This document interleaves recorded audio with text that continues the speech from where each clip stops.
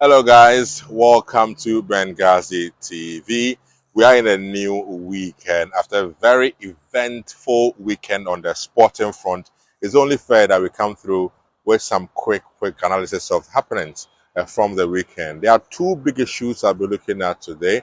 Obviously, after the weekend, or a sporty weekend, I should say, that's all loads of action, loads of interesting results in Ghana with the Ghana Premier League, Kotoko hitting 4 against Vision FC, the Phobians drawing in Samaboy against Samatex. Goal Stars ending the first round on top with a scintillating 3-0 win over Accra Lions in the Ghana Premier League. Just briefly on the GP, I think that clearly things are really going well. But before I proceed though, subscribe to the channel is important by hitting on the button down there, subscription button down there.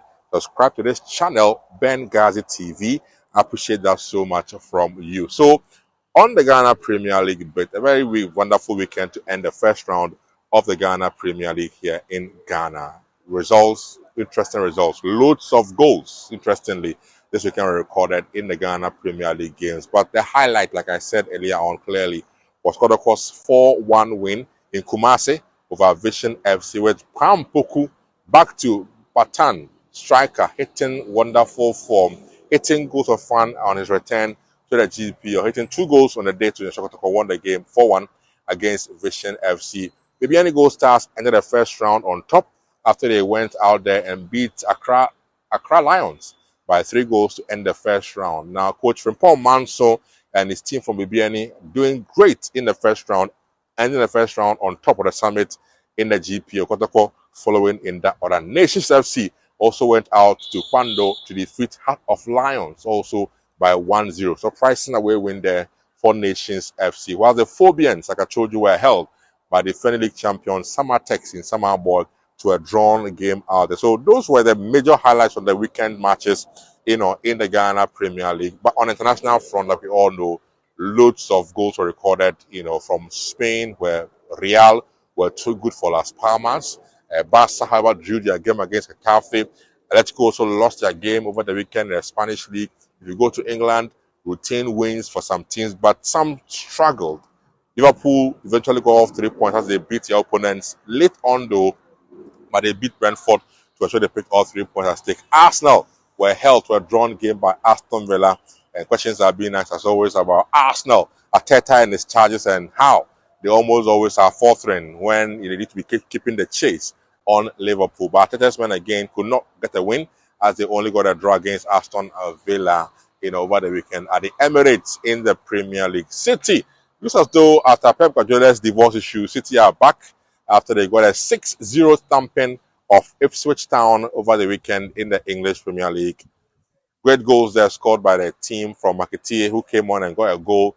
Foden got 2 goals. Alan was on target. Doku on target for City, together with the big man in the middle of the park. Kovacic also got a goal for them. So great, brilliant win there for Pep Guardiola after the divorce from his wife. Looks as though he's gone through the struggles and now getting back to form. We will see how they fare in midweek in the Champions League, though, that for City. But like we all, Man U, Ruben Amorim. I don't know what it is. But clearly you cannot be getting the result against the big boys. You recall 2 weeks ago when they got results against Arsenal and against Liverpool. Some of the fans thought it was all good and rosy now for the team, but even though we won last week against Southampton, you know the struggle. It was a struggle for them in midweek to get a win against Southampton. Then this weekend at home against Brighton. Brighton, whenever they go to Old Trafford, it's as though they are the team playing at home. They got a win, 3-1 win over Man U. And the issues are to do with the manager's post-match reaction. Amorim says that Man U folks will prepare because they will suffer a lot more because he won't change his style. He just wants the players to play this way. But the players perhaps are not the players he will need to really get this system, produce results. But he says it is what it is. He's sticking to it.